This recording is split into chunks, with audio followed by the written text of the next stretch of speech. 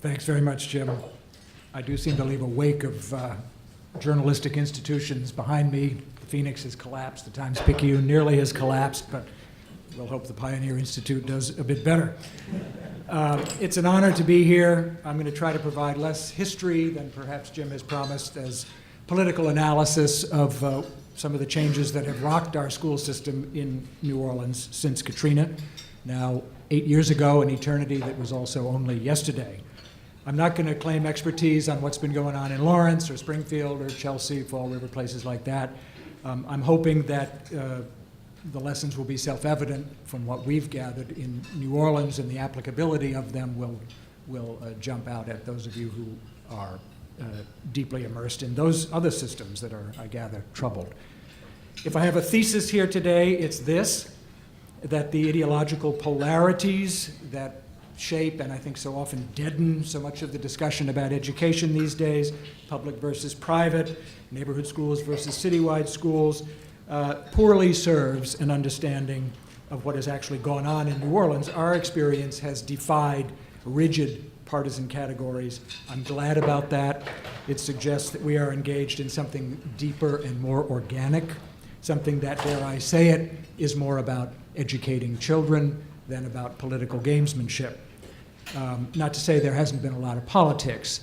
And frankly, if I don't rub some of you the wrong way as I navigate through these ideological polarities, I'm off my game today. We usually find ways to honor and accept what has the infusions of thinking from both the left and the right in New Orleans.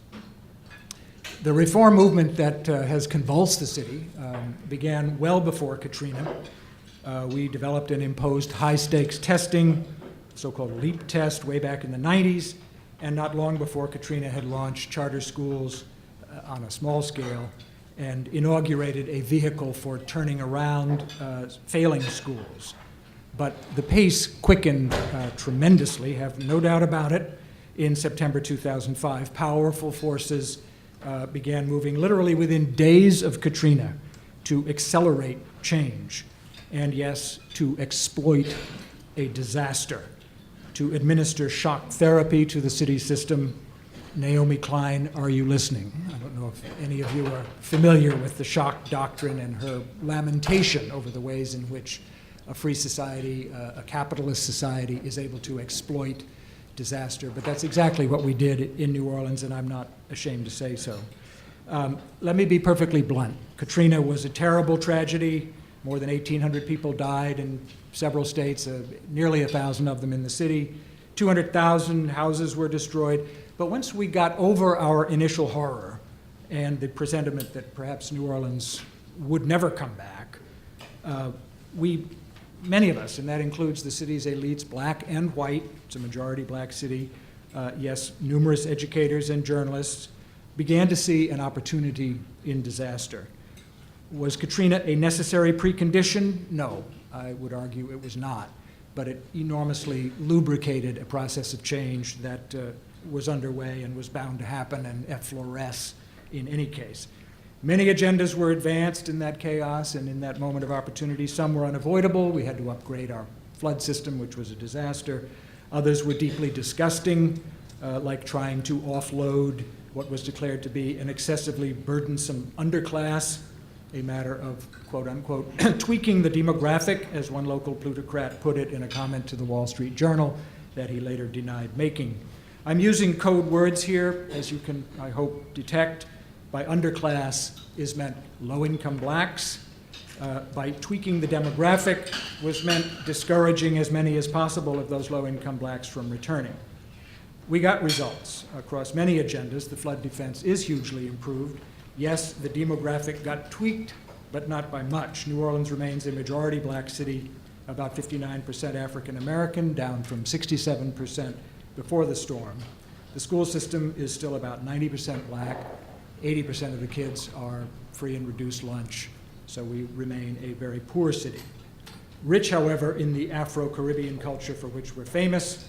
It's very much alive, though the population is off by about a quarter, 25% loss in the city's population, 86,000 fewer residents than before Katrina, and we do have a huge new hospital complex in the midst. I'm glad to see that that's kicking in now. I hope the earlier remarks were not entirely lost on you. But of all the post-Katrina agendas, the advocates of school reform were the people who dared to dream the big dream. It's the only one that really happened, whatever course corrections may lie ahead.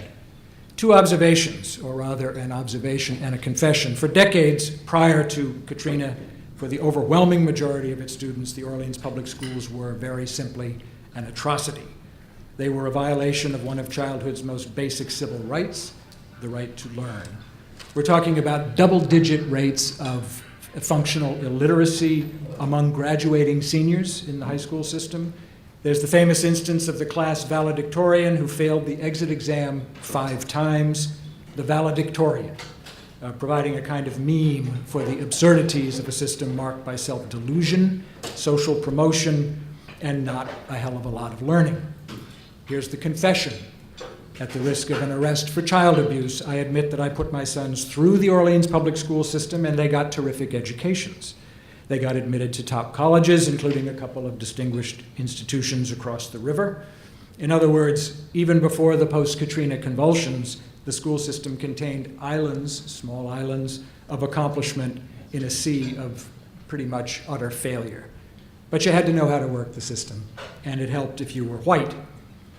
At its heart, the school reform movement in New Orleans has subscribed to a single goal: to make that kind of opportunity, an excellent education, available to as many students as possible, indeed, to all of them. And the basic integer of reform has been this: the open admission charter school with a citywide reach. There are schools with variant admission policies, some of them strong, some of them less so. But those citywide open admission schools are what's educating the majority of kids today.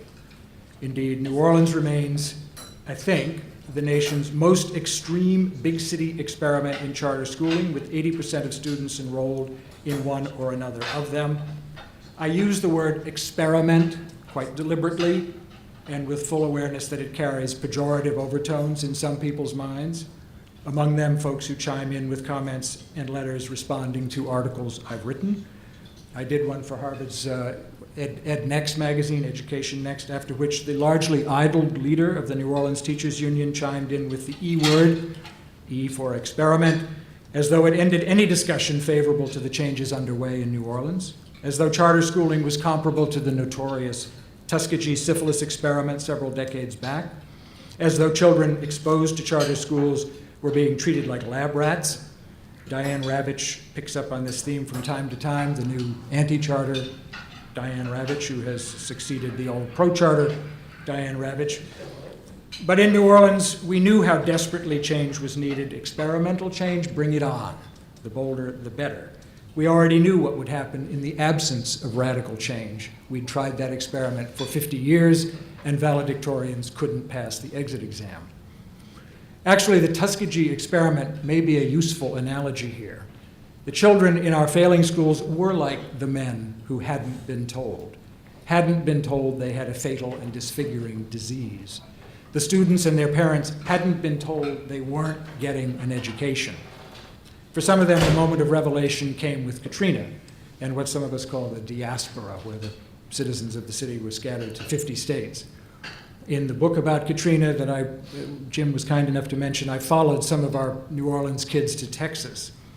I registered their astonishment upon finding themselves in schools that actually fostered learning, schools where the bathrooms actually had toilet paper. And I recorded the equal astonishment of Texas educators at how horribly ill-prepared the New Orleans kids were. Some of those teachers broke down in tears as they tried to fathom what had been going on in New Orleans. It's gratifying to discover in the document that's been circulated here, the Texas Education Study, that some of those kids who stayed on, many of whom, of course, didn't stay on and returned to New Orleans, but those who did stay on began to flourish after a few years in the Texas system. I think a very favorable commentary on the schooling that they finally were able to get after leaving New Orleans. Let me continue to be as blunt as possible and as politically incorrect in describing what happened in Katrina's aftermath. Yes, there was a huge commitment to charter schools. No, They are not private schools, another code phrase much relished by enemies of reform. New Orleans charter schools are financed with taxpayer money, and they must meet the same standards as other schools. Calling them privatized, like calling them experimental, is another instance of coded language, except in the case of privatized, it happens to be a falsehood. Let me correct another misperception common even in Louisiana. The shift to charter schools was perceived and decried or hailed, depending on your politics, as a Bush-era victory, a right-wing triumph over liberals, if not over learning itself. In fact, the politics were much more complicated than that, much more nuanced. I'm sorry that Paul Pasternak won't be here because he powered forward the charter school movement after becoming the head of education, the secretary of the Department of Education in Louisiana, starting in 2007. His predecessor was an equally interesting guy, the late Cecil Picard. And it was Cecil who told me shortly before his death, he was suffering Lou Gehrig's disease and eventually passed on, that what the Karl Rove, George Bush faction really wanted during those fateful days in September when everything was kind of on the table and the new era was being forged was a much heavier reliance on vouchers, more like the OSP program in the District of Columbia that I think you have seen there in the literature. And that is, to be blunt, a far more radical assault on the publicness of public education than the charters movement has been in New Orleans. The president's team had powerful allies in New Orleans' huge Catholic school system, not to mention fundamentalist Christian academies in the suburbs and farther north. A fully vouchered system would have been a way to provide public dollars to private schools and to constituencies that generally vote Republican. Governor Blanco, a Democrat, resisted. She opted for the charter-heavy approach that we have adopted, and it took some courage because the teachers' union, an entity not notably enthusiastic about chartering, was a core constituency of hers. In other words, the flourishing of charter schools in New Orleans was not a right-wing victory, but a counter-thrust from the left. And a lot of people don't get that, particularly people on the left who decry charter schools. For better or worse, only about 5% of New Orleans kids are in schools that accept vouchers, whereas 85% of them are in charter schools. I'd like to correct another misperception. It's the popular narrative that portrays the New Orleans school system as having been, quote unquote, taken over. By whom? By faceless bureaucrats answerable to no elected official. Again, nuance is important. The Orleans Parish School Board, it's an elected body, was indeed outmaneuvered. It had indeed lost control of itself and the system it was meant to run. Academic performance or non-performance was only one measure of its failure. As Katrina struck, the president of the school board was under indictment and would soon be jailed for taking bribes. The FBI had set up shop within the Orleans Parish School Board central office to explore the wholesale theft of school assets, a missing $80 million in federal funding, the remarkable number of payroll checks being issued to the families of teachers who had died years earlier. But the Orleans Parish School Board was not entirely sidestepped, and this to me is one of the more interesting things about the transformation in New Orleans. And it's different from I think, many other cities that are in a transformative process. It's different from Newark, it's different from Camden, and I suspect it's different from what's going on in Lawrence and elsewhere. Advocates of school reform came up with a crafty strategy, an alternative to the sort of takeover by the state, which would have required a constitutional amendment in any case and a statewide referendum. Instead of all of that politics and all of that sort of legalistic maneuvering, they rewarded the OPSB. They disburdened it of schools that were in failure, the vast majority, and gave OPSB only the good schools, the successful schools, in short, the cream of the crop, including the high schools that my kids had gone to. Admittedly, this was only a handful of schools, about 15, and most of those promptly ran for the doors, securing charter status to escape parish school board meddling and mismanagement. The rest of the schools, the failed schools, more than 100 of them, were swept into the so-called RSD, the Recovery School District. And I know that sounds like a post-Katrina recovery agency, but in fact it was established a couple of years prior to Katrina as a receptacle for failing schools across Louisiana. RSD made no secret of its ambition, which was to charter as many of those failing schools as possible just as soon as competent management groups could be formed or recruited. Now it was time to bust the teachers' union. Union busting? Again, let's be frank, there is no other word for it, and as a former officer of the New York Newspaper Guild back in newspapering's good old days, I can assure you this part of school reform gave me pause. The union busting is usually attributed to the agents of the misnamed state takeover, but that's another misconception. The decision to cashier the system's 4,000 or so teachers and cancel the shattered system's contract with UTNO, the United Teachers of New Orleans, was performed by the elected school board, the OPSB, not by the state's recovery school district, though we can assume that RSD was not sorry to see the union collapse. Many ousted teachers would reapply for work and would be welcomed back into the system for a very good reason. They were excellent teachers. But a lot of dead wood was allowed to float away in the retreating floodwaters, making room for new blood, including bright young whippersnappers from Teach for America and the New Teacher Project and other sources of talent, who have been, of course, much maligned by the enemies of reform, and many of those same teachers have also been acknowledged as rather terrifically effective. All this went down as a chastened Orleans Parish School Board began a faltering attempt to reopen for the spring semester of 2006. Initially, the school board had announced it was canceling school for the entire year, a disgraceful shrugging of responsibility that would have set back the city's recovery perhaps terminally.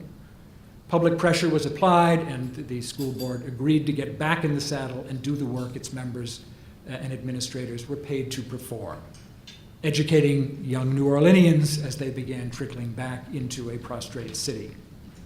A further clarification. Community control can be defined variously. OPSB's version, the school board's version of community control, is rooted in the honorable idea that its 7 members are elected by the citizens of New Orleans. The charter school boards, each a district unto itself, by the way, as fully a separate district as the Orleans Parish School Board portfolio of schools, these charter schools engage the community in a different way. They are directed by board members who are unpaid and, yes, unelected. They tend to be parents and businessmen, pastors, university administrators. Not 7 of them, as on the school board, but scores of them when you add up the boards of all the charter schools. Like the school board and the RSD, the charter schools must answer to a higher echelon of elected officials, the Board of Secondary and Elementary Education, which is Louisiana's equivalent of a regents board, if you will. All that said, local control remains a mantra in some quarters, and it is probably a matter of time before something like an elected Orleans Parish School Board regains at least nominal control over the RSD's portfolio of schools, most of them charters, and in that way insulated against the meddlesomeness and the corruption that preceded the reforms in 2005. Currently, schools that manage to rise up from failure have the option of switching from the RSD to school board control, but none so far have opted to make the change, much to the school board's deepening embarrassment. I would note 2 other significant developments before I end this excursion into the intricacies of public school politics, and both of these developments have been setbacks for the factions that seek to abort the charter school movement. One development is the sheer popularity of the new schools, as measured both by climbing enrollment and by citywide polls. Tulane's Cowan Institute conducts a good one, and that's a terrific source of information if you've exhausted what Nirav Kingsland has to offer in his study. They show that something like 70% of parents support school reform and the greater range of school choice that has come with it.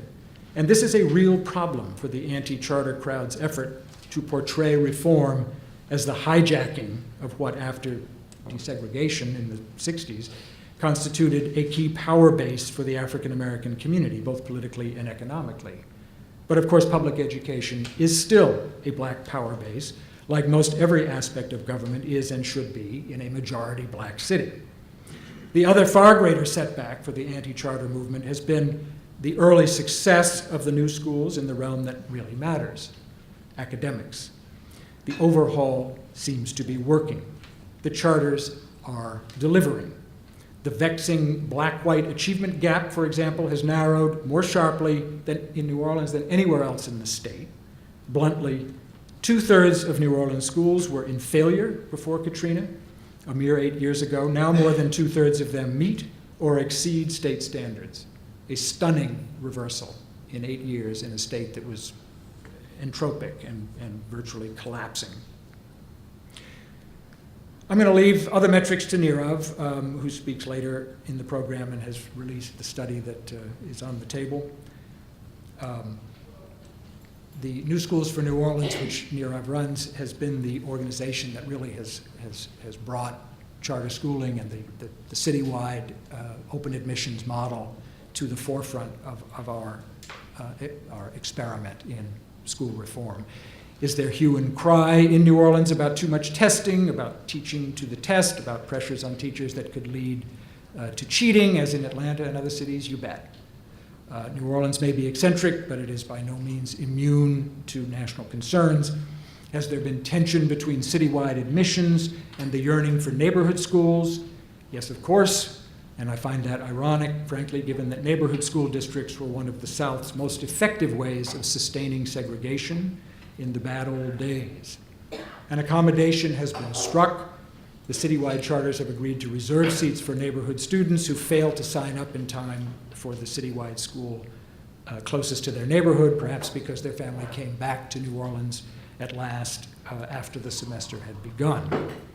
Does Louisiana have a would-be president for a governor, an educated man still willing to pander to creationists and sundry other antediluvians, despite his Brown University degree and his Rhodes Scholarship? Yes, we do. Have we plucked the low-hanging fruit? Is there enormously hard work ahead to sustain school reform's early gains and spread them more equitably throughout the New Orleans system?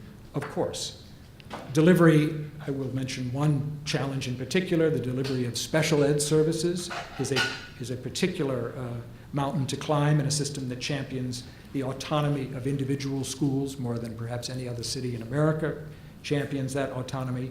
And not every autonomous school is able to provide the full spectrum of services for the full spectrum of disability. So yes, there are huge challenges, although that one is being met. And interestingly, the charter schools have been able to accommodate a larger percentage of the special ed population than has the schools run directly by the Orleans Parish School Board. The bottom line, though, I think, is something that the organizers of this discussion, Pioneer Institute, seems to have realized. What's going on in New Orleans public education is absolutely fascinating. It's dynamic, it's path-breaking, it will repay close and critically intelligent scrutiny for years to come. A final thought, final consideration: does it take a Katrina to enable change as sweeping as what we've seen in New Orleans? That's another dart thrown by the anti-reform crowd that our quote-unquote experiment in quote-unquote privatizing the public school system is irrelevant to other cities because it cropped up in circumstances so extraordinary. Again, I will be blunt. In torpid and indolent pre-Katrina New Orleans, the New Orleans of 2004, it is inconceivable to me that we could have achieved sweeping change as quickly. Katrina literally knocked our school system to the ground, and the rebuilding became an opportunity. But it was going to happen eventually. It had already started happening, and proof that it can happen in other contexts is more and more available. Indeed, I'm sure former Mayor Fenty of Washington can attest to that, and probably will. Yes, we were early to the game. Yes, that means we may have made some mistakes that Lawrence and Springfield and other cities can learn from. But New Orleans' accomplishment is considerable, and if it has inspired progressive reform in some other towns and cities, I think we're proud to have been the Petri dish. Thanks a lot.